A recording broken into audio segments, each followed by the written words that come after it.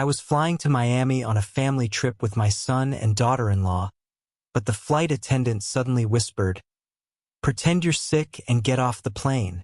I thought it was a joke, but she begged, "Please, I beg you." 20 minutes later. Before we continue, please subscribe to the channel and let us know where you were listening in the comments. The afternoon light slanted through my study window, catching dust particles suspended in air that smelled of old paper and lemon furniture polish. I sat at my desk, grading history papers I'd kept for 15 years.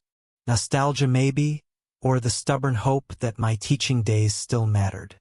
The house settled around me with its familiar creaks, and I'd almost forgotten I wasn't alone here anymore. Then I heard the front door open downstairs. I looked up, pen hovering over a student's essay about Reconstruction. Christopher and Edith had been living here for 8 months, but they moved through these rooms like ghosts, barely acknowledging my existence. We'd exchanged polite nods in the kitchen, nothing more. Their sudden footsteps on the stairs made my shoulders tense. Edith appeared first in my doorway, Christopher behind her with his hands shoved deep in his pockets. His eyes found the bookshelf, the window, anywhere but my face. "Francis, we need to talk." Edith's voice dripped with artificial sweetness, the kind that precedes bad news or worse requests. I removed my reading glasses slowly, a small defensive gesture I'd perfected over 40 years of dealing with difficult students. "About what?" Christopher shifted his weight. "We've been thinking about family, about how we should spend more time together." "Quality time," Edith added, moving into the room uninvited. She perched on the arm of my reading chair like she owned it. "Before life gets too busy." "Before what exactly?" I kept my voice level, but my historian's mind was already cataloging inconsistencies. They had avoided me for months. Why this sudden change? "Just you know how it is." Edith waved her hand dismissively.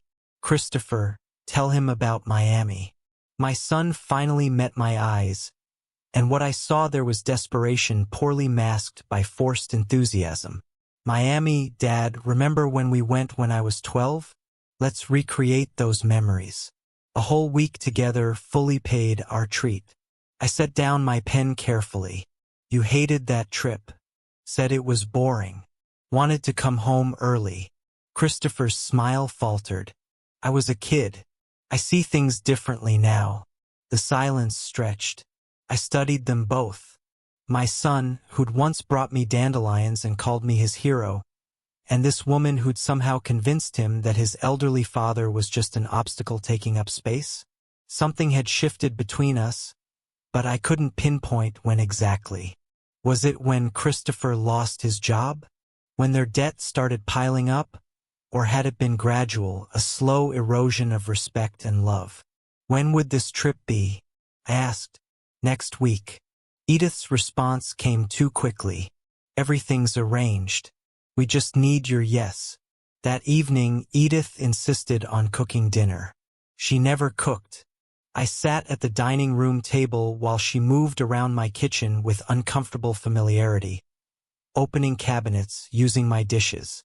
Christopher poured wine with excessive care, his hands trembling slightly when I asked about the trip's timeline. So, this was planned without consulting me. I accepted the wine glass, watching him over the rim. "We wanted it to be a surprise," Christopher said. "A good surprise." Edith set a plate before me, her movements calculated and precise. She'd worked in medical administration for years, and that clinical efficiency showed in everything she did. "Francis, your life insurance policy is quite substantial. 500,000, right? Very responsible planning on your part." My fork stopped halfway to my mouth. "How do you know the amount?" Christopher mentioned it once. She sat across from me, cutting her chicken into perfect uniform pieces. "Just conversation." I looked at my son. He was focused intently on his plate, refusing to meet my gaze. The mention of my insurance felt wrong, timed wrong, placed into casual dinner talk where it didn't belong. I haven't been sleeping well lately, I said, testing them. My heart feels strange sometimes, flutter-like. Christopher's eyes lit up for a split second before he caught himself. You should see a doctor. Have you seen a doctor? Christopher worries too much. Edith cut him off smoothly. You look fine, Francis. Probably just stress. They locked eyes then, just for a moment, but I caught it. Something passed between them, unspoken and knowing. My chest tightened, but not from any heart condition. After dinner, while they retreated to their bedroom downstairs, I found printed flight confirmations on the table, already booked, my ticket already purchased for next Tuesday. They'd been certain I'd agree, so certain they'd made irreversible plans. I sat alone in my study long after midnight, holding an old photograph of Christopher at age 7, gap-toothed and grinning, hugging my neck like I was the safest place in the world. That boy had become this man downstairs, plotting something I couldn't quite name, but felt in my bones. 40 years teaching history had taught me one thing. People leave evidence. Always, patterns emerge. Motivations become clear when you step back and observe the whole picture. Not just isolated incidents, the sudden generosity, the insurance comment, those synchronized glances, the purchase tickets. Morning came with pale light and the decision I'd already made in darkness. I would go to Miami. I would watch them carefully. I would gather evidence the way I'd taught my students to examine primary sources with skepticism and attention to detail. Christopher knocked on my door at 7 o'clock, his smile too bright for the early hour. So, Dad, Miami, what do you say? I'll go, I told him, watching his face. Relief flooded his features, followed by something else I couldn't quite identify. Satisfaction, anticipation. Great, that's wonderful. He gripped the doorframe. You won't regret it. Edith appeared behind him, her nod almost imperceptible. They'd won this round, or thought they had. I spent that morning packing my suitcase with methodical care. Underwear, shirts, my medication bottles. I paused over those bottles, reading the labels as Edith's words echoed in my mind. Something about health, about my appearance, about not worrying. My hands moved almost on their own, placing the medications in my carry-on instead of the checked luggage. A small act of caution, nothing more. But my training had taught me that survival often depended on small acts. Minor precautions that seemed paranoid until they saved your life. The suitcase closed with a decisive click. Miami awaited, and whatever they had planned, I'd be ready. Christopher's car smelled of stale coffee and synthetic air freshener. I sat in the passenger seat with my suitcase balanced on my lap because he'd claimed the trunk was too full, though I'd seen it was nearly empty when he'd opened it. The weight pressed against my thighs as we merged onto the highway toward Orlando International Airport. Neither of them spoke. Christopher gripped the steering wheel so tightly his knuckles had gone pale. Edith stared out her window, phone in hand, typing rapidly and deleting messages immediately after sending them. I watched her reflection in the side mirror.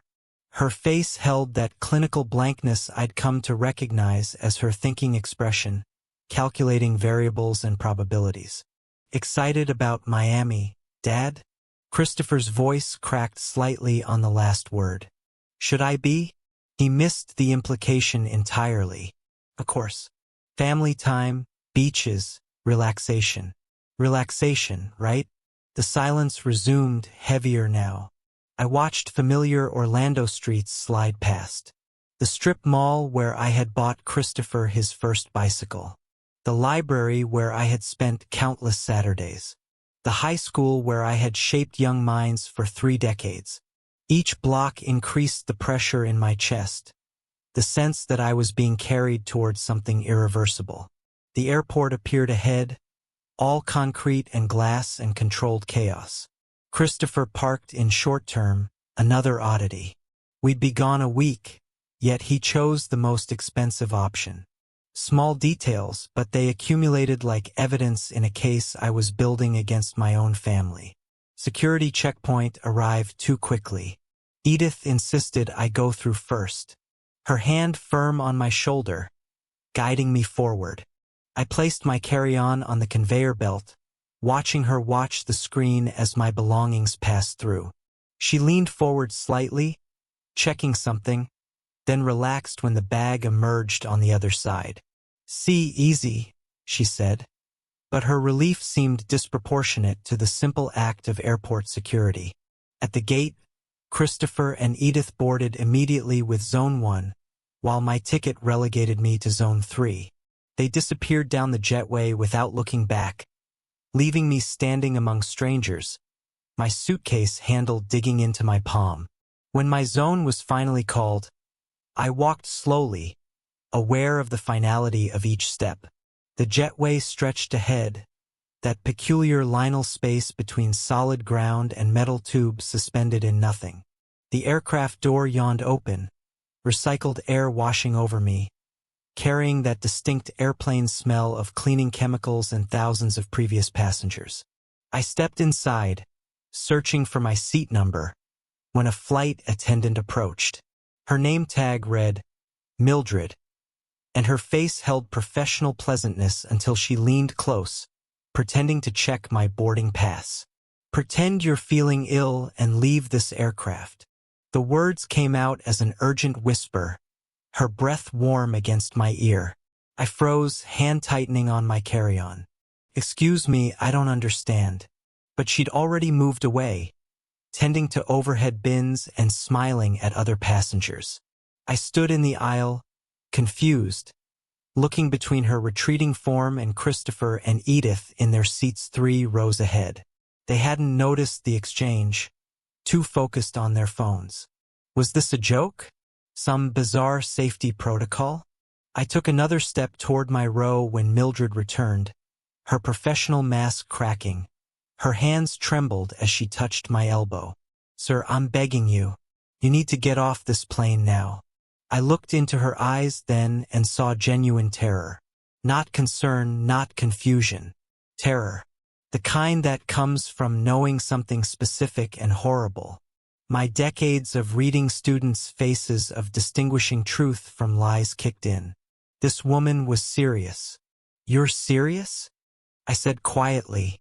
"I've never been more serious in my life." Her fingers dug into my sleeve. "Please trust me, Dad. Everything okay?" Christopher's voice carried down the aisle, sharp with something that wasn't quite concern. I made the decision in a heartbeat, operating on pure instinct. My hand moved to my chest, fingers splaying over my shirt. My chest. The words came out strangled, convincing because the fear was real, even if the symptom was manufactured. I stumbled, dropping to one knee in the narrow aisle. The performance came naturally, aided by the genuine terror coursing through my veins. Immediate reaction. Flight crew surrounded me, voices overlapping in professional crisis mode. "Sir, can you breathe? Sir, stay with us." Hands under my arms, lifting, supporting. A wheelchair was called. I let them help me, but kept my eyes sharp, observant. The sick old man act didn't extend to my awareness. Through the commotion, I caught Christopher and Edith's faces. That's what I remember most clearly. Not concern, not worry, but disappointment. Pure, undisguised disappointment before their masks slammed back into place, and they performed concern for the audience around them. Christopher stood from his seat, the movement aggressive before he softened it, making himself the worried son. "Dad, what's wrong? Should we come with you?" No, stay seated. Everyone." A crew member blocked the aisle. "We'll take care of him. Medical personnel are standing by." As they wheeled me backward down the jetway, I heard Edith's voice. Low and meant only for Christopher, but carrying just enough in the quiet after crisis. "This ruins everything." Christopher's hissed response. "Not here. Not now." The wheelchair carried me back through the jetway, back into the terminal, back to solid ground. My phone buzzed in my pocket as they settled me in the medical area. A text from Christopher. "Dad, hope you feel better. We'll call when we land." I watched through the window as the aircraft pushed back from the gate as it began its slow taxi toward the runway. Christopher and Edith were aboard that plane, growing smaller and more distant with each passing second. The physical separation felt absolute, like I'd crossed some invisible threshold, and could never return to the innocence of not knowing. The plane disappeared from view, just another metal speck against blue sky. "Mr. Wilson." I turned. Mildred stood there, still in her uniform, but off-duty now, her face pale and drawn. She glanced around the medical area, checking for listeners. "We need to talk," she said, her voice tight with urgency. "Now, somewhere private." The medical room was small and windowless, fluorescent lights buzzing overhead with that persistent electrical hum that sets teeth on edge. Paramedic had just cleared me. Vitals are fine, probably anxiety, and left me alone on the examination table, paper crinkling beneath me every time I shifted. Through the narrow window in the door, I could see the tail of my flight disappearing into clouds, carrying my son and daughter-in-law toward Miami while I sat here in this sterile room, heart pounding for reasons that had nothing to do with medical issues. My phone buzzed. Christopher's third text. "Dad, please respond.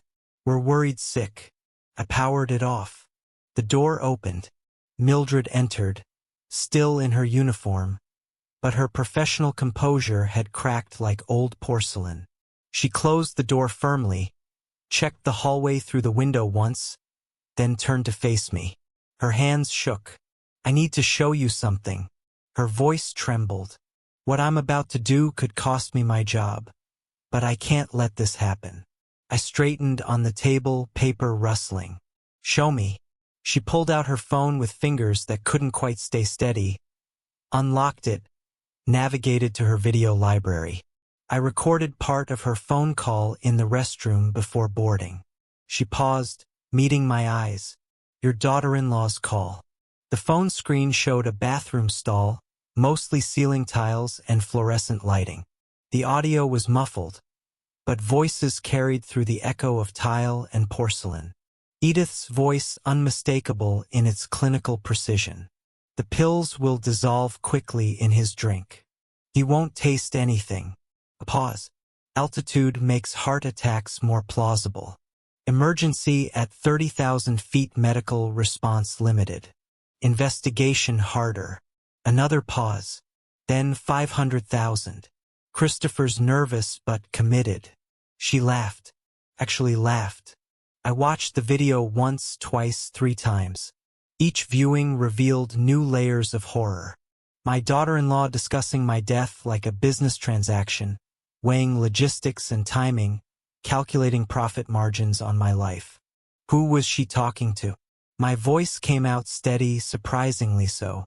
"I don't know." Mildred lowered the phone, but she mentioned the plan being in motion and Christopher being on board. Those were her exact words. I looked at her directly. "Why did you do this? Risk your career for a stranger?" Something flickered across her face. Old pain, barely healed wounds.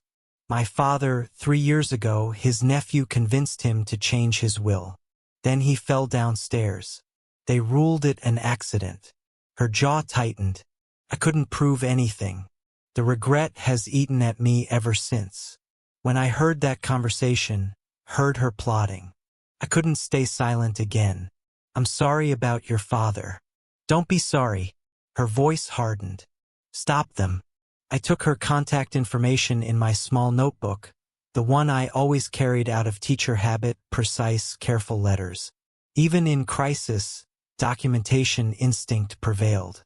We exchanged phone numbers. She promised to preserve the recording, understood it might become legal evidence. We shook hands. Her grip was firm despite the trembling, and she left to catch her next flight rotation. The taxi ride home took 40 minutes through Orlando suburbs, past strip malls and chain restaurants and residential developments that all looked identical. The driver tried making conversation. "Missed your flight?" "No." I stared out the window. I caught something more important. He fell silent, confused, but sensing I didn't want to elaborate. My house appeared ahead. Two-story colonial with the garden I'd maintained for 30 years. Christopher's car wasn't in the driveway. They were in Miami, wondering why their plan had failed. Scrambling to adjust. I paid the driver, walked up the path, unlocked my own front door. The house felt different now, violated, knowing what had been plotted within these walls, discussed at my own dining table, planned in bedrooms down the hall. I set my carry-on by the stairs and went straight to my study. The filing cabinet held decades of documentation. Insurance policies, bank statements, legal papers, property deeds. I spread everything across the dining room table, creating a systematic layout, chronological order, categorized by type. Teacher's methodology applied to my own survival. Hours passed. The light outside faded to dusk, then darkness. I put on my reading glasses, examined each document under good lighting, looking for inconsistencies, signs of tampering, evidence of the conspiracy Mildred had exposed. I found it. The life insurance beneficiary form dated 6 months ago, changing primary beneficiary from my niece in Atlanta to Christopher Wilson. The signature at the bottom attempted to mimic my handwriting, but failed. The capital F in Francis was wrong, too elaborate. I never made that flourish. I photographed the document with my phone.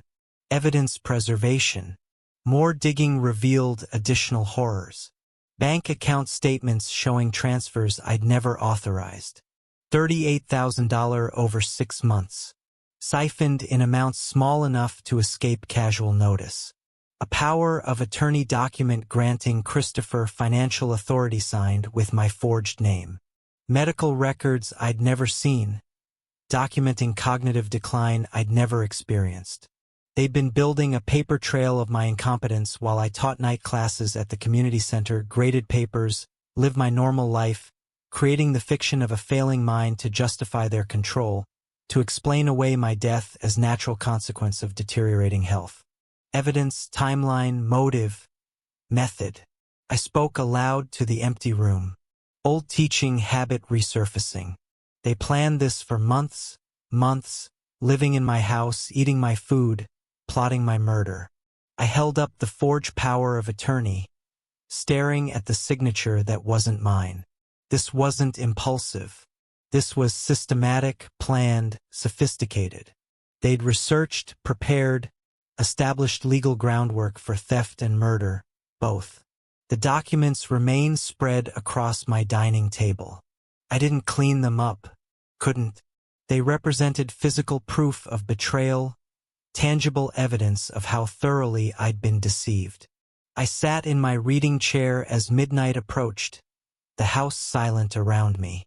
My son was in Miami, probably reassuring Edith that they'd find another opportunity, another method. They didn't know I had the recording, didn't know I'd found their forged documents, didn't know the prey had become aware of the hunters. My hands rested on the chair arms, steady now. The shock had burned away, replaced by something colder, more focused. They didn't just try to kill me. They'd been stealing my life piece by piece for months, erasing my autonomy, building toward my eraser. Time to take it back. 3 days had passed since I discovered the forged documents. 3 days of avoiding Christopher and Edith's concerned questions, deflecting their attention with vague mentions of stomach trouble from the airport incident. 3 days of research, reading attorney reviews, making discreet calls, organizing evidence into color-coded folders that now sat on my desk in neat stacks. Nicholas Clark arrived precisely at 2 o'clock as scheduled. Mid-50s, gray threading through his dark hair, expensive briefcase that spoke of successful practice. A state law specialist with 20 years' experience. His handshake was firm, his eyes sharp and assessing.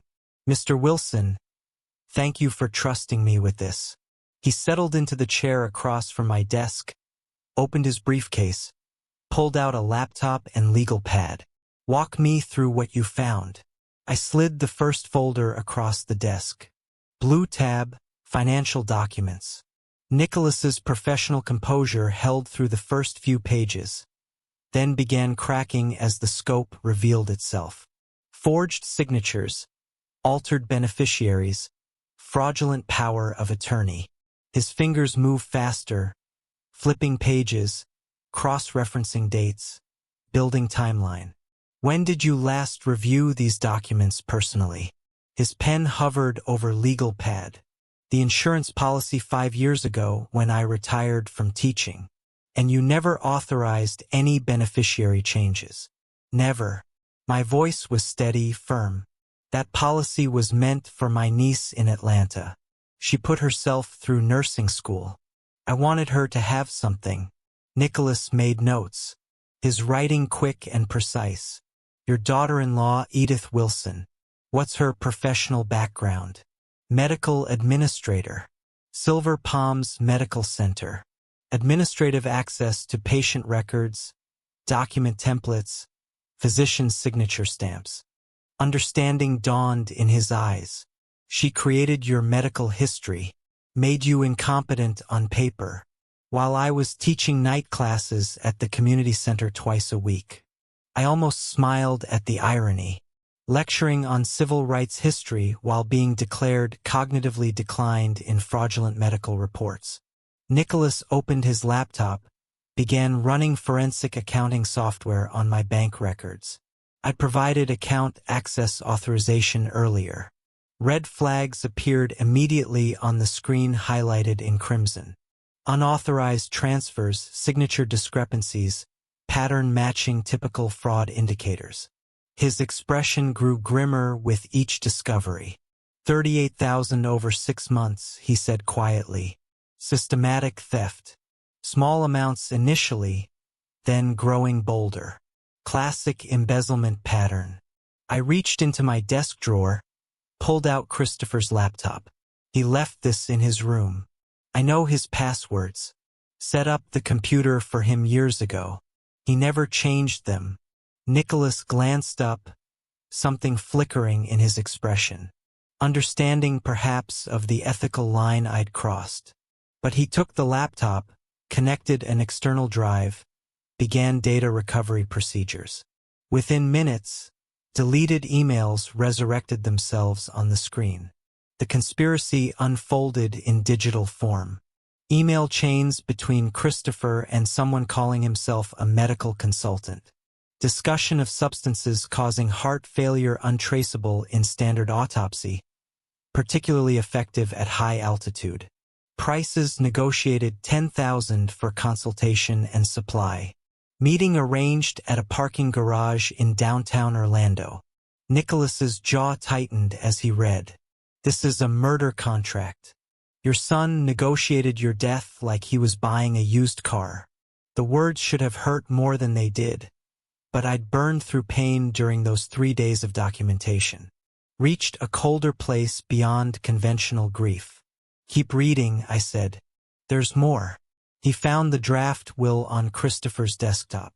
Everything left to Christopher and Edith Wilson. My signature forged at the bottom, dated 2 weeks ago.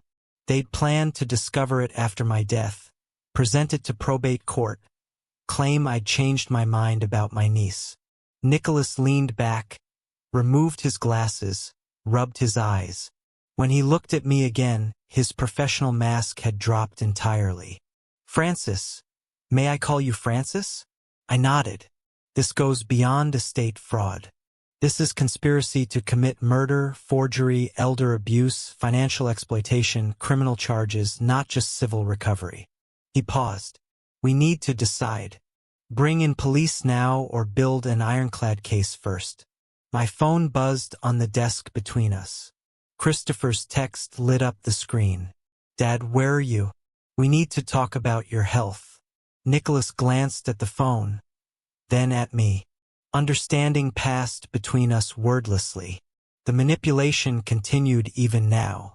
Pressure applied to keep me confused and compliant. Build the case first, I said. Make it undeniable. Then we strike. He nodded slowly, respect evident in his expression. You've thought about this. I taught strategy through history for 40 years. Sun Tzu, Machiavelli, Napoleon. I learned from the best. I met his eyes. Know your enemy. Choose your battlefield. They're going to realize, Nicholas warned. When I file protective orders, block accounts, revoke fraudulent documents, they'll know. Good. My hands rested flat on the desk, steady and calm.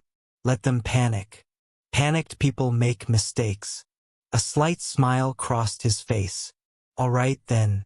Here's what we do. He spent the next hour outlining strategy, calls to contacts, document examiner for signature analysis, forensic accountant for detailed audit, private investigator for background on the medical consultant. He photographed evidence with high-resolution camera, created digital backups, uploaded everything to encrypted cloud storage. 3 evidence packets, he explained, printing documents and organizing them into folders. 1 for eventual police involvement. 1 for civil proceedings. 1 for you to keep secure off-site. Safe deposit box, not your house. I nodded, absorbing everything. Student mode engaged, learning the machinery of legal warfare. As afternoon faded toward evening, Nicholas gathered his materials, packed his briefcase with methodical care. At my study door, he paused and turned back. Francis, 1 question. When this is over, what do you want? Justice or revenge? I didn't hesitate. I want them to understand what they've done. I want consequences that last. He considered this, then nodded. Don't change anything yet. Act normal. I'll handle protective orders. Account freezes through legal channels. Give me 1 week. After he left, I sat in the darkening study, listening to the house settle around me. My phone buzzed again. Christopher. Dad. Dinner tonight. We need to talk about your future. I stared at the text, then typed my response. Yes, we need to talk about the future. The double meaning was clear to me, opaque to him. The hunter had become the hunted, though he didn't know it yet. I pressed send. 1 week had passed since Nicholas Clark left my study with his briefcase full of evidence and his timeline for legal strikes. 7 days of performance, of playing the confused old man while executing strategy with the precision ID once applied to lesson planning. I sat at my breakfast table, coffee growing cold in its mug, watching Christopher and Edith through the kitchen doorway. They had just returned from work. Christopher's tie loosened, Edith's professional mask firmly in place. Neither of them knew that while I'd shuffled around the house asking which pills to take and where I'd left my reading glasses, I'd been methodically destroying the foundation of their conspiracy. Dad? Christopher appeared in the doorway. You okay? You've been staring at that coffee for 10 minutes. I blinked slowly, perfecting the vacant look. Have I? I was just thinking about something. What was I thinking about? I shook my head, confused. It's gone now. The glance they exchanged was triumphant. I watched it happen. Watched them see what they wanted to see. Deterioration, decline, the mental incompetence their forged documents claimed. What they didn't see was the security camera above the refrigerator recording every micro-expression, every satisfied smirk. The cameras had been installed 3 days ago, 12 of them throughout the house. I called a legitimate security company, explained I'd been forgetting to lock doors and worried about break-ins. Christopher and Edith had approved enthusiastically. For your safety, Dad, Christopher had said. That's really smart thinking. They hadn't examined the specifications closely, hadn't realized the cameras recorded audio, hadn't understood that every private conversation, every whispered plan, every moment they thought themselves alone was being captured and uploaded to cloud storage that only I could access. The technician had been thorough 24/7 recording, sir. Complete coverage. Even sound. Even sound. I'd repeated, playing up the elderly confusion. Audio on all cameras. Yes, sir. Crystal clear. Christopher had interjected then, concern crossing his face. Dad, isn't that expensive? My safety is worth it. I'd waved dismissively. I've been so forgetful lately. Can't be too careful. That night, I'd added my own enhancement. A small audio recorder tucked into the heating vent above the dining room. The same spot where I had once caught students cheating during exams. Placing a microphone to record their whispered answers. Old teacher trick, new application. The recorder had paid dividends immediately. Christopher and Edith had their most candid conversations late at night in that room, believing themselves private. I had listened through my headphones, documenting everything. The plane was supposed to work. Edith had hissed 2 nights ago, frustration cutting through her usual control. Now we're back to square one. You said the pills were undetectable. Christopher had shot back. You said I said a lot of things. Now we need plan B, the incompetency route. What if he resists? He won't. Look at him lately. He's already halfway there. I'd recorded it all. My face expressionless in the darkness of my room above them. Evidence accumulating, digital and damning. But the most dangerous work happened in the deep hours when Christopher slept. His laptop lived on his desk, often left open or barely closed. I'd learned enough from teaching digital literacy classes to navigate file systems, copy drives, recover deleted data. The external hard drive I'd purchased stayed hidden in my study, filling with evidence each night I dared to enter his room. The close call had come 2 nights ago, progress bar at 88%. My fingers hovering over the disconnect button when I had heard footsteps in the hallway. I had yanked the drive free, pocketed it, slipped through the bathroom that connected Christopher's room to the main hallway. My heart had hammered against my ribs, but my hands had remained steady. Decades of maintaining composure in front of challenging students had trained me well. Nicholas and I had met that afternoon in his office, reviewing the copied files, email chains about obtaining substances, browser history, researching untraceable poisons, spreadsheet calculations of my net worth, insurance payouts, asset liquidation timelines. Premeditation, Nicholas had said, his voice flat with professional assessment, not impulsive acts, systematic planning over months. Good, I'd replied. I want them to understand this isn't simple fraud. This is attempted murder. The legal machinery had already begun moving. Nicholas had filed protective orders, account freezes, power of attorney revocations, all with carefully delayed notification dates. Christopher and Edith wouldn't discover the blocks until they next attempted transfers. They won't know until they try to access funds, Nicholas had explained. Then panic. Panicked people make exploitable mistakes. Yesterday, I'd completed the most important task, creating a legitimate new will. Florence Harris, the notary, had been thorough to the point of redundancy. She'd read the entire document aloud, confirmed I understood each provision, recorded a video statement of my intentions. Your son won't inherit, she'd asked directly, her experienced eyes searching my face. My son plotted to murder me for inheritance, I had replied, clear-eyed and certain. He'll get exactly what he deserves. Nothing. Everything goes to the Educational Futures Foundation. Scholarships for students who actually value education. She nodded, adding extra documentation layers, fingerprints, capacity assessment, multiple witnesses. I've seen this pattern before, she'd said quietly. Family members who see elderly relatives as obstacles rather than people. Now sitting at my breakfast table, performing confusion over which pills to take. I felt the trap tightening around them. Edith approached, her voice dripping false concern.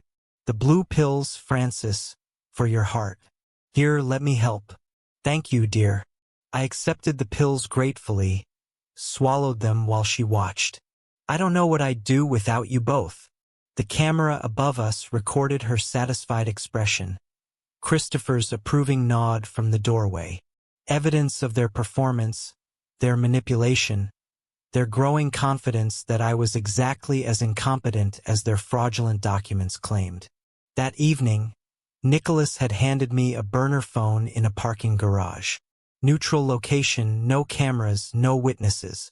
If emergency, he'd said, if they escalate to physical danger, call this number. Police are briefed, ready to respond immediately. I had pocketed it, hoping I wouldn't need it, knowing I might. Late that night, I sat in my study reviewing footage from the day's cameras.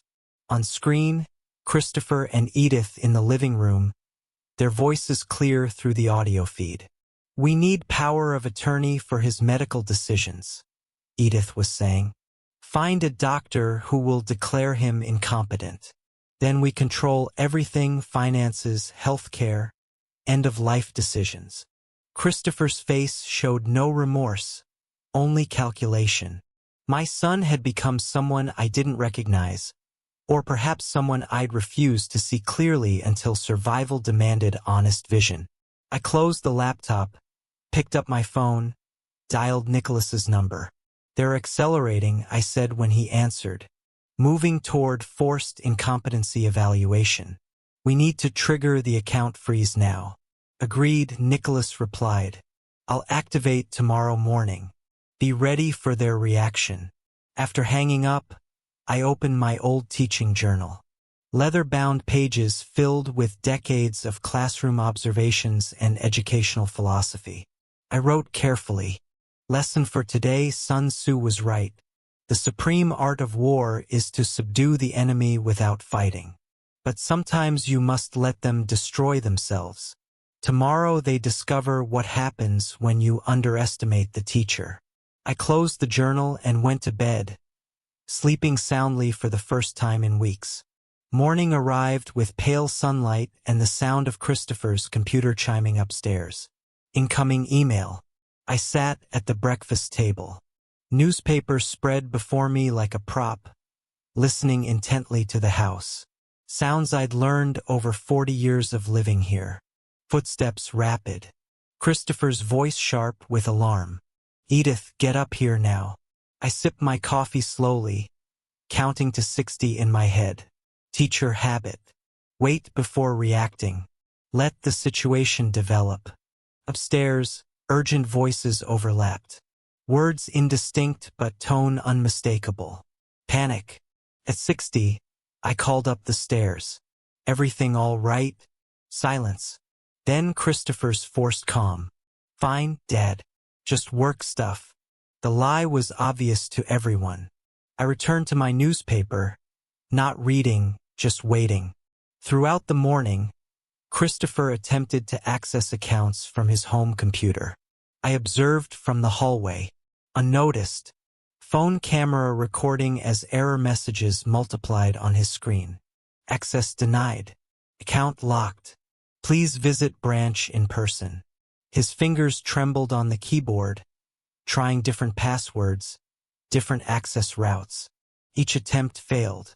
Edith watched over his shoulder, her jaw tight. Call the bank. He did. I heard his side of the conversation. Increasingly desperate explanations about power of attorney, account management agreements, legal authorization. The bank's response must have been unequivocal because Christopher's face went ashen. They say the account holder must appear in person, he said flatly. All third-party authorizations suspended pending fraud investigation. For lunch, I made sandwiches. Unusual behavior that neither commented on, too absorbed in their crisis. They ate mechanically, phones out, texting people I couldn't identify, lawyers probably, or the mysterious medical consultant from the email chains I'd copied. Dinner, I decided, required something special. I spent the afternoon in the kitchen preparing pot roast the way I'd learned decades ago. Muscle memory from years of cooking for myself after retirement, from the life I'd built that they intended to erase for profit. When they arrived home that evening, I heard them whispering urgently in the hallway before entering. I called them to the table, served food with practiced ease. The domesticity made the conversation more surreal. "Strange thing happened today," I said conversationally, cutting meat into precise pieces. "Bank called about unusual activity on my accounts. Apparently, someone's been making unauthorized transfers." I looked up, met their eyes. I asked them to investigate thoroughly. Christopher choked slightly on his water. Edith's fork paused midair, trembling almost imperceptibly before she forced herself to continue eating. "Dad," Christopher began. "About that, if you were just helping me manage money like you said." I interrupted gently. "The bank will sort it out. Unless—" I let the pause extend. "There's something you need to tell me." Edith's mask slipped, her voice sharpened, professional control cracking at the edges. "Francis, you're clearly confused about your finances. This is exactly why you need our help. Why you need oversight." "Oversight?" I repeated the word slowly. "Interesting choice. Legal oversight?" She pushed harder. "Medical oversight for your own protection." "Protection from what?" I asked mildly. "From whom?" The silence that followed was its own answer. Christopher stared at his plate. Edith's knuckles whitened around her fork. My phone rang. "Nicholas, as planned." I answered, keeping my expression neutral. "Oh, the bank. Yes, I'll come by tomorrow. Investigation, of course. Whatever's needed to protect my accounts." I watched their faces drain of color as I spoke. Unauthorized access is a serious matter. I appreciate them taking it seriously. After dinner, Christopher approached as I washed dishes. "Dad, about tomorrow, maybe I should go with you. Help explain the account management we've been doing." I smiled gently, drying a plate with methodical care. "That's thoughtful, but I should handle my own finances. I'm not incompetent yet." The word hung in the air. Incompetent. Christopher froze, searching my face. Had I emphasized it deliberately? Did I know about their plans? How much did I understand? I turned back to the dishes, leaving him suspended in uncertainty. Late that night, I lay awake in my bedroom, phone on the nightstand displaying the security feed. Christopher and Edith sat in the living room below, their argument clear through the audio. "This is your fault," Edith's voice cut like surgical steel. "Your sloppy forgeries, your weak stomach for the original plan." "The power of attorney was perfect," Christopher started. "Obviously not, since we're locked out of everything." She stood, pacing. The camera followed her movement. "We moved to Plan B immediately. Incompetency evaluation. I know people at Silver Palms who need money, who owe favors. We get him declared unfit, become his guardians, control everything, including whether this investigation continues. What doctor would cooperate, not cooperate, interpret findings favorably? There's a difference." Her voice dropped, became calculating. "I'll arrange it tomorrow." I recorded everything. Timestamps preserved. Evidence accumulating like compound interest. Slow at first, then exponentially damning. Morning brought the promised phone call. Dr. Morrison claimed to be my family physician, which was interesting since I didn't have a family physician. I used the walk-in clinic near the library for occasional needs. "Routine cognitive assessment," the pleasant voice explained. "Just a standard evaluation this afternoon at 2. Of course, I agreed warmly. I appreciate the thorough care. After hanging up, I immediately called Nicholas. "They're moving. Medical evaluation to declare incompetency. Dr. Morrison, supposedly my physician." "Morrison?" Pause while he checked. "No medical license in Florida under that name. It's fake. So, they're using a fake doctor to declare me incompetent. Attempted fraud on top of everything else." Nicholas's voice held grim satisfaction. "Francis, Keep the appointment. Record everything. I've arranged independent psychiatric evaluation for you tomorrow morning. Dr. Patricia Chen, 30 years experience, impeccable credentials. Their fake diagnosis versus real professional assessment will destroy them in court. That afternoon, I drove to the address provided. Shared medical building, multiple practices. I checked the directory in the lobby. No Dr. Morrison listed. The office number given led to a small suite with temporary signage, the kind you can print and tape up overnight. I sat in my car for a moment, phone recording device active in my shirt pocket. Nicholas had texted, "Police on standby if threatened?" I responded, "Everything ready? Let's see how far they'll go." For 40 years, I taught students to distinguish truth from manipulation, evidence from assumption, reality from performance. Today, I got to demonstrate those lessons in real time. Christopher and Edith had arranged this test, thinking I'd fail. They had no idea I'd been preparing my entire professional life for exactly this kind of challenge. I opened the car door and walked toward the building, steady and certain. Dr. Patricia Chen's office smelled of leather furniture and subtle lavender. I sat across from her, completing the final cognitive assessment. Pattern recognition puzzles that would have challenged my students. Memory questions I answered with dates and details. Executive function tests I navigated systematically. Her sharp eyes watched everything. 3 decades of forensic psychiatry evident in how she observed not just answers but approach, methodology, reasoning. Fully competent, she said, finally setting down her pen. No cognitive decline, analytical skills above age group average, no indicators of paranoia or delusion. Frankly, Mr. Wilson, your mental acuity rivals people half your age. I thanked her, accepted the preliminary documentation, and drove home satisfied. The fake Dr. Morrison appointment from yesterday had been exactly what I'd expected.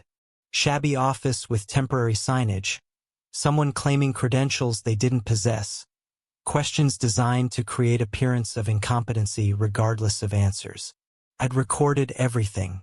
Now I had the contrast. Fraudulent evaluation versus legitimate professional assessment. But as I pulled into my driveway, satisfaction evaporated. Christopher's car blocked the entrance. My son stood on the porch, envelope in hand, his face set with desperate determination I recognized from students who'd cheated and been caught, but were trying one final bluff. He approached my car window before I could exit. His hand shook slightly as he thrust the envelope forward. "Dad, this is for your own good. You're not well. We need to protect you."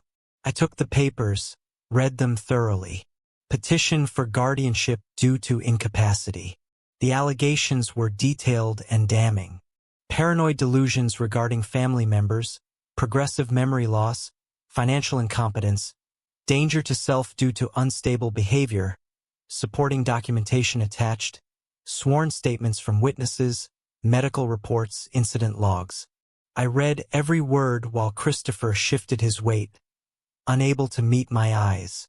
"Whose safety, Christopher?" I asked quietly. "Mine or yours?" He fled to his car without answering. Nicholas arrived within an hour of my call. We spread the court documents across my dining room table. The same table where I'd first organized evidence months ago. His professional calm cracked as he read. "They're claiming you're incompetent." After attempted murder failed, he flipped through pages. The audacity of these witness statements, these medical reports.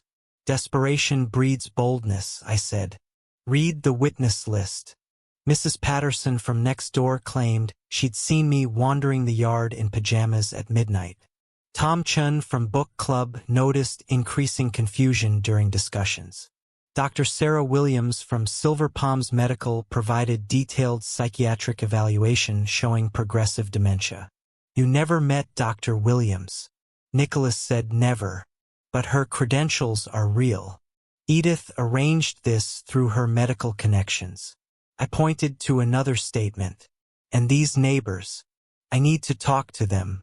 That evening, I walked door to door, teaching journal in hand. Most neighbors were embarrassed, ashamed. Mrs. Patterson's voice trembled. Christopher said it was just to help with your care that you'd approved it. I didn't realize it was for court. What exactly did you see, Margaret? You outside at night by the bushes in your pajamas. I was checking security cameras I'd installed at 11 p.m. Not midnight. In shorts and t-shirt, not pajamas. I kept my voice gentle, teacher comforting, confused student. Christopher showed you what he wanted you to see. She broke down crying, promised to recant. 2 other neighbors had similar stories. Manipulation, context removed, innocent behavior twisted. But 3 neighbors refused to speak with me. I learned later Christopher had paid them. 500 here, 300 there. Small amounts to people struggling financially enough to buy false testimony. The preliminary hearing came 2 weeks later. I sat beside Nicholas, posture straight, taking organized notes, visible demonstration of competency. Christopher and Edith sat across the aisle with their attorney, expensive suit, and calculated confidence. Where had Christopher found money for lawyers like this? More debt, probably digging deeper holes. Judge Thompson reviewed both sides' filings with evident skepticism. Court-appointed psychiatric evaluation ordered. Dr. Patricia Chun will conduct assessment and report findings. Nicholas and I exchanged subtle glances. She had already evaluated me, knew I was competent. The trap was working perfectly. After the hearing, Nicholas wanted immediate action. We file criminal charges now. Everything we have, attempted murder, fraud, forgery, we can end this. I shook my head. If we file now, they'll know we have everything. They'll lawyer up completely, maybe flee. I want them to keep digging. Let them think they're winning. Francis, that's risky. I taught for 40 years, James. Students reveal most when they think they're succeeding. Right now, Christopher and Edith believe their guardianship petition might work. Let them invest more in that belief. Let them commit more crimes trying to support it. Then we bury them completely. He objected. Professional instinct demanded immediate prosecution, but respected my decision. Client autonomy even when the client was choosing the difficult path. That evening, I visited the bank, requested complete audit trail of all account activities for the past year. The manager, sympathetic now that investigation had revealed fraud attempts, provided comprehensive records. I spent hours with a highlighter, marking every unauthorized transaction, visual timeline of theft, evidence for prosecution. Several weeks passed. Christopher's behavior grew more erratic as his gambling debts became collection threats. I learned this through Nicholas's investigation. $75,000 owed across 3 sources. Online sports betting, local card games, casino markers, threatening messages, and recovered deleted emails. Timeline showed debt accumulation had accelerated 6 months before the murder plot began. Motive clear as classroom chalk on blackboard. My phone rang late one evening. Nicholas, court-appointed evaluation scheduled. Dr. Chun will conduct it next week. Also, Christopher's gambling situation is worse than we thought. Those debts are why he's desperate. Bookmakers don't accept apologies. I absorbed the information, made notes in my growing case files.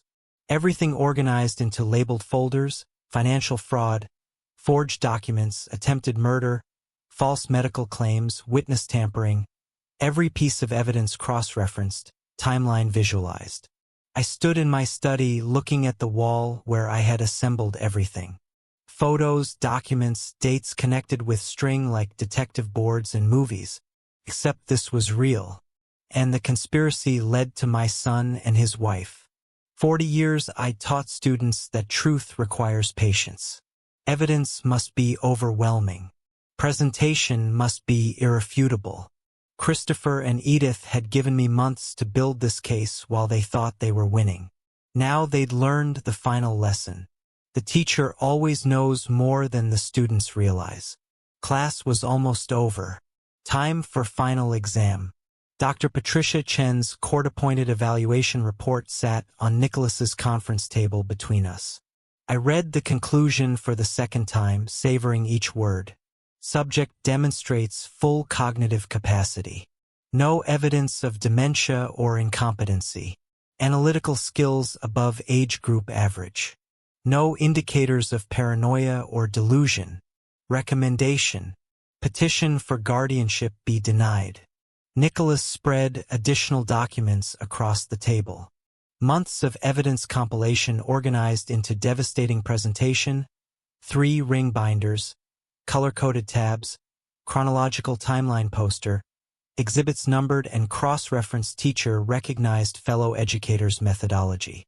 This was curriculum of crimes comprehensive and irrefutable. We file today, Nicholas stated, not question statement.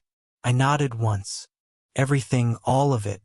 The countersuit was 47 pages detailing 18 separate criminal acts.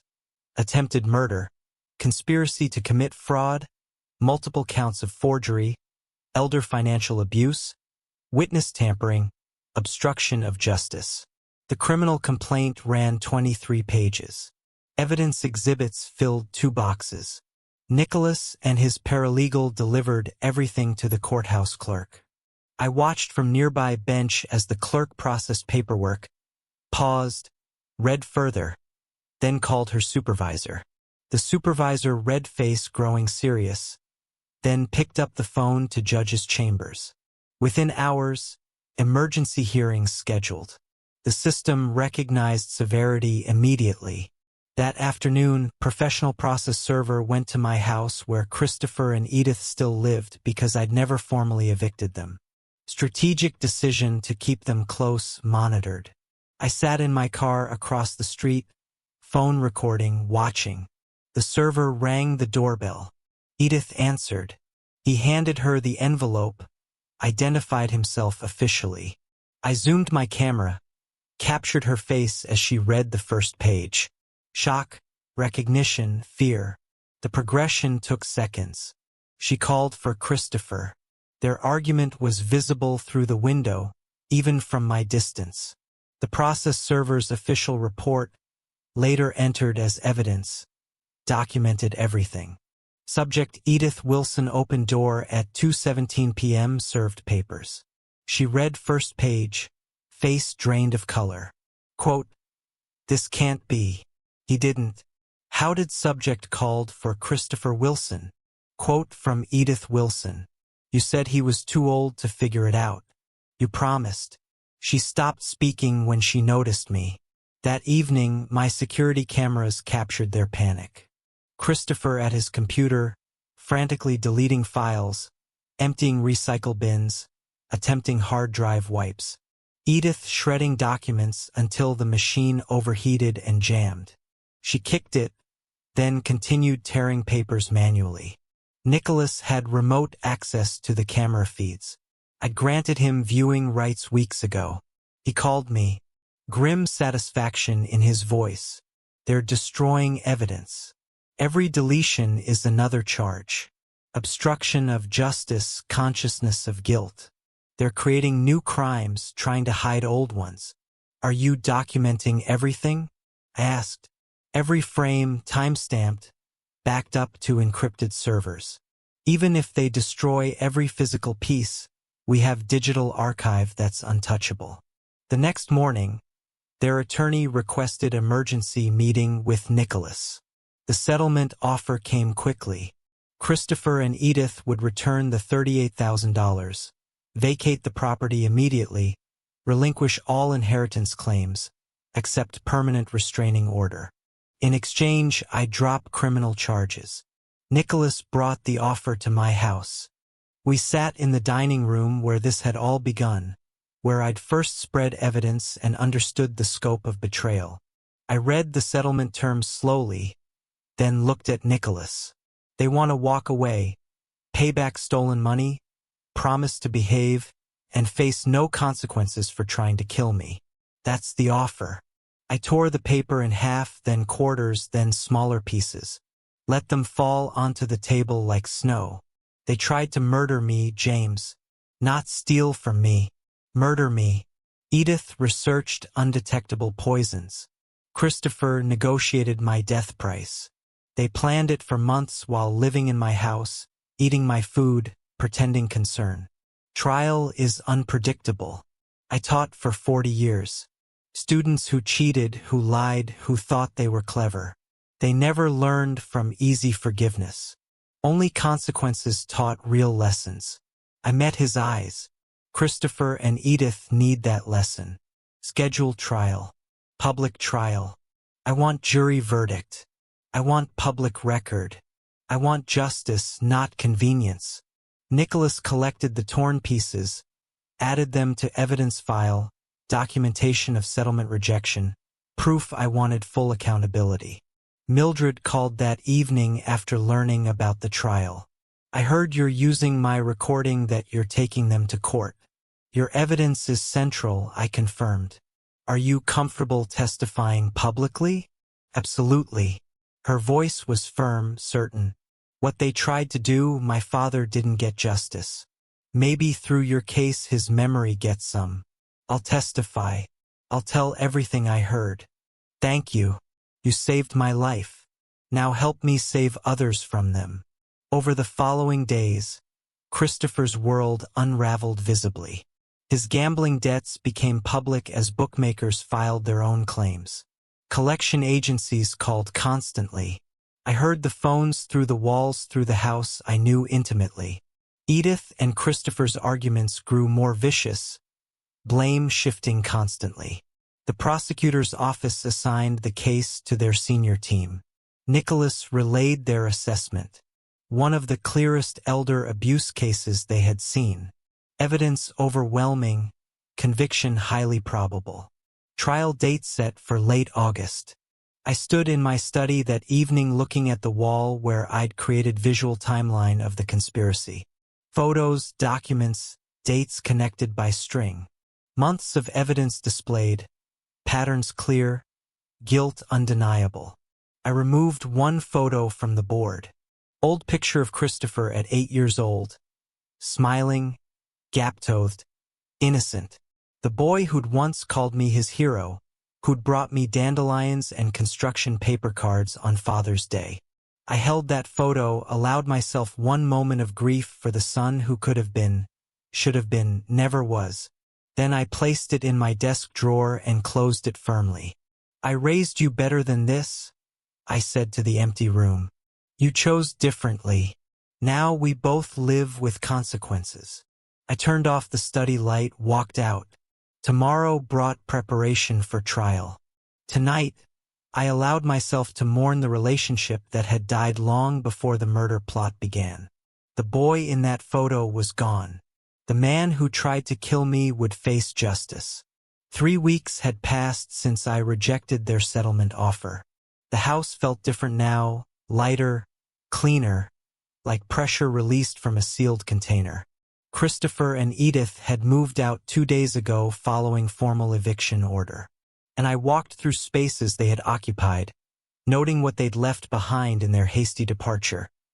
Unpaid bills scattered across the bedroom floor, broken picture frames, clothing abandoned in closets.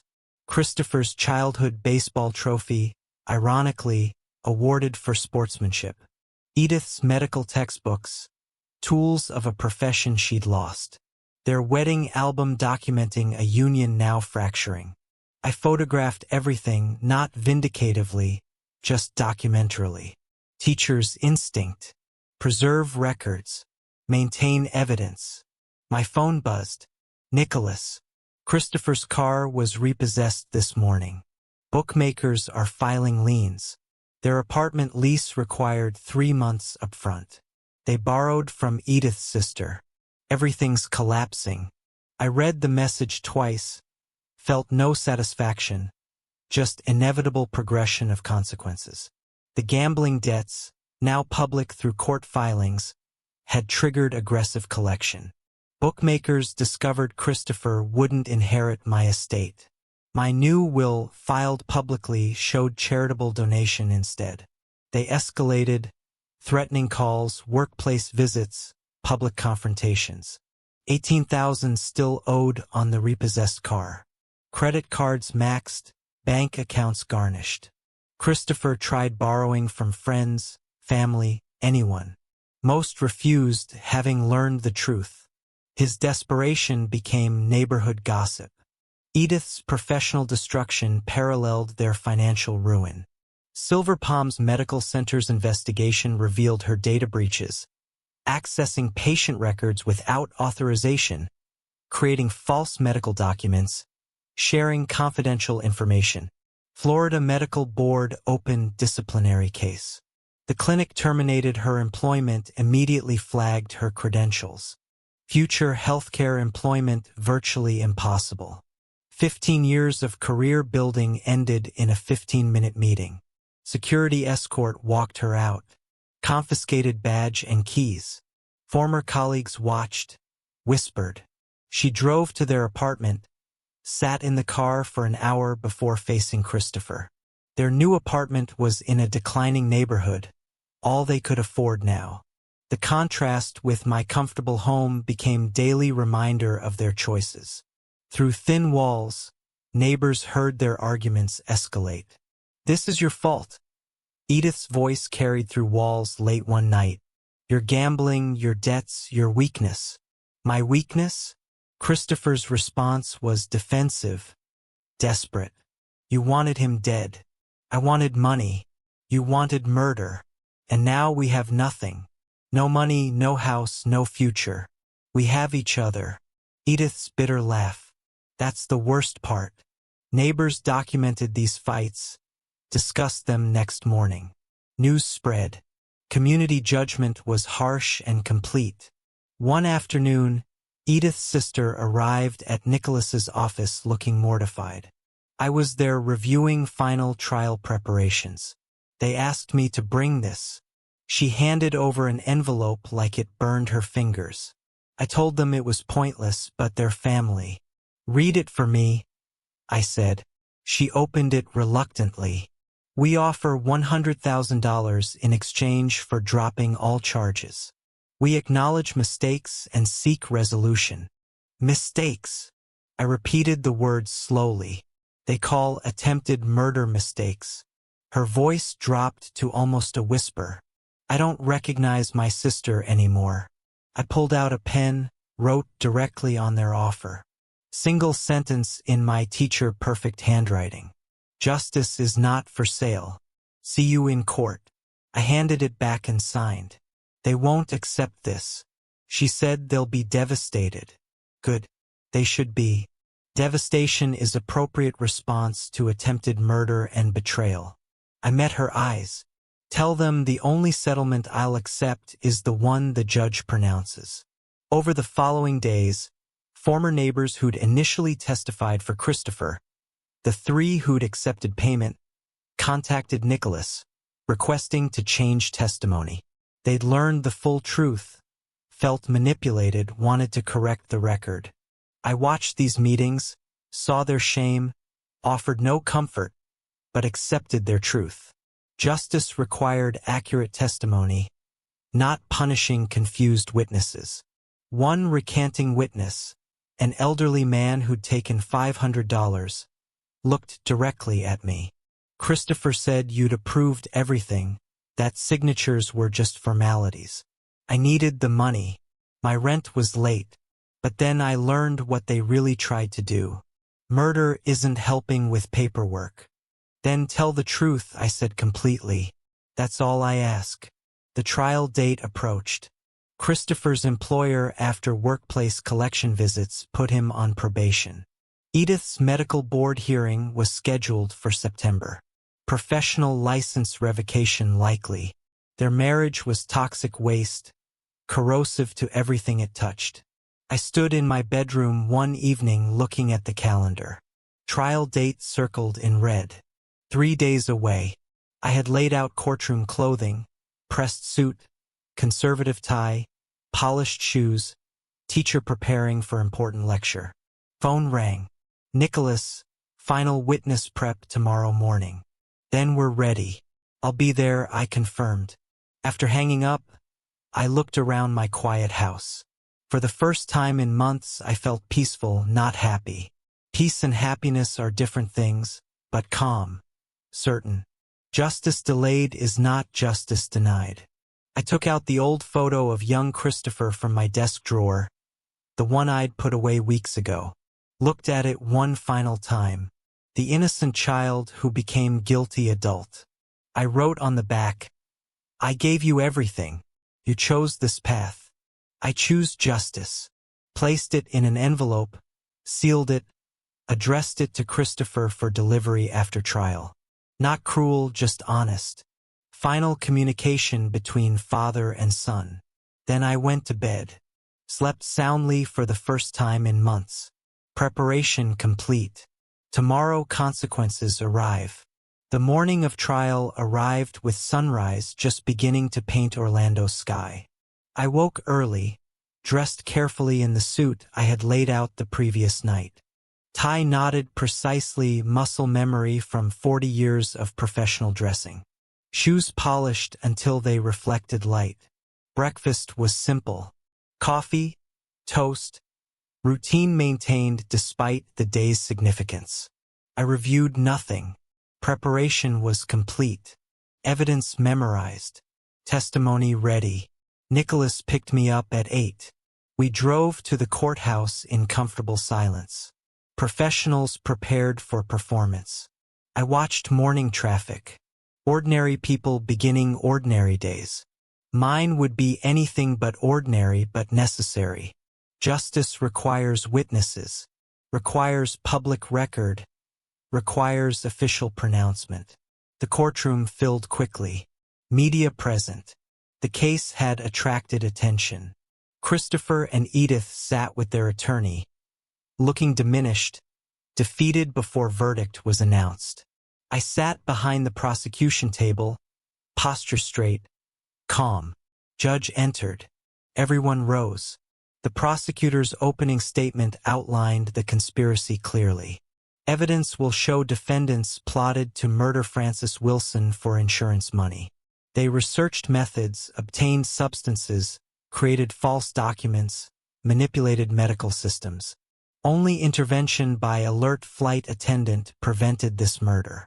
Defense offered weak argument about family misunderstandings and poor communication. The jury's attention remained on the prosecution. Evidence presentation was systematic and devastating. Mildred's video played on courtroom screens. Her recording filled the room. Edith's voice unmistakable. Pills in his drink. Heart attack at altitude. 500,000. Christopher flinched hearing it. Edith stared straight ahead, jaw clenched. Mildred took the stand, voice shaking initially, but strengthening as she testified. I heard her clearly. She talked about heart attack, about altitude, making it believable. She mentioned insurance money. I recorded it because I knew I had to have proof. Defense attempted cross-examination. Isn't it true you were in financial distress yourself? Mildred's response was firm. I didn't misinterpret murder. My financial situation is exactly why I understand desperation, but I didn't let it make me a killer. Forensic document examiner confirmed signature forgeries. Bank representatives detailed unauthorized transfers totaling $38,000. Dr. Patricia Chun testified to my full mental competency, destroying the incompetency claims entirely. Email evidence showed correspondence with medical consultant about lethal substances. Each piece built an irrefutable case. Then I took the stand. Oath administered, I settled into the witness chair. 40 years teaching had prepared me for public speaking, managing attention, delivering information clearly. When did you first suspect something was wrong? The prosecutor asked. The invitation to Miami was unusual. Their sudden attention after months of distance. Small things that pattern recognition tells you matter. What did you do? What I taught students for 40 years. Gather evidence, document everything, verify sources, build comprehensive case before drawing conclusions. I applied academic rigor to my own survival. Defense attorneys' cross-examination was brief, ineffective. My credibility was unshakable. Facts verified by overwhelming evidence.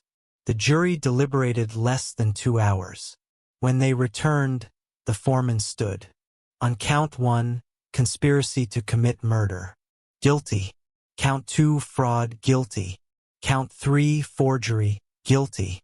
Down the list. Each guilty hit Christopher and Edith visibly. Edith's composure finally cracked. Single tear quickly wiped away. Christopher dropped his head into his hands. Sentencing phase arrived. Judge asked if I wished to make victim impact statement. I faced Christopher and Edith directly. You lived in my house. I provided for you. I trusted you. You responded by plotting my death. I don't hate you. Pity you. You destroyed your lives for money you'll never see. That's justice enough. I sat. Judge nodded. Appreciation for brevity and dignity. Sentences. Christopher received 3 years probation with strict conditions. Edith 5 years longer due to professional credential abuse. Both ordered to repay $38,000 stolen funds plus $50,000 punitive damages. Permanent restraining order. All inheritance rights permanently revoked. Criminal records permanent. Judge's statement was clear. This case represents calculated systematic betrayal of familial trust. Your victim's mercy in requesting probation rather than imprisonment is more than you deserve. Court adjourned outside on courthouse steps. Media waited. I gave brief statement. Justice has been served. I hope this case reminds families that trust is sacred and betrayal carries consequences. I declined further questions. Walked toward the parking garage. Saw Christopher one final time.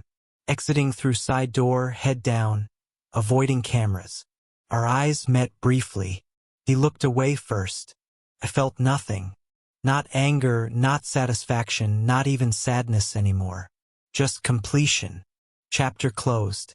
Nicholas drove me home. We rode in silence, comfortable and complete. As we pulled into my driveway, he extended his hand. You did good, Francis. Real good. We did, I corrected. Thank you. Inside my house, I stood in the quiet hallway. House was mine again, legally, physically, emotionally. I walked to my study, saw the timeline board I had created weeks ago, covered with evidence documentation. Carefully, methodically, I began taking it down. Each photo, each document removed and filed. The conspiracy existed, justice was delivered. But I wouldn't live surrounded by reminders of betrayal. I placed all documentation in a banker's box, labeled it Christopher, case closed, August 2025, stored it in the closet, not forgotten, but archived. Then I sat at my desk, opened my laptop, composed an email to the local high school principal. I'm a retired history teacher with 40 years experience. I'd like to volunteer, teaching 2 afternoons weekly, no compensation needed. I have stories worth telling, lessons worth sharing. Students should know that knowledge protects, documentation matters, and justice, though slow, arrives for those patient enough to pursue it properly. I hit send, closed the laptop, looked around my study. Books I'd collected, papers I'd graded, life I'd built. Everything intact despite Christopher and Edith's attempts to destroy it. I smiled slightly, first genuine smile in months. Not because I was happy. Happiness would take time. But because I was free, justice delivered, conscience clear, future unwritten. Tomorrow I would begin again. The past was archived where it belonged. Today I was just a teacher with lessons to share and a life to live. That was enough. That was everything. If you like this story, Please like this video, subscribe to the channel, and share your impressions of this story in the comments. To listen to the next story, click on the box on the left. Thank you for watching.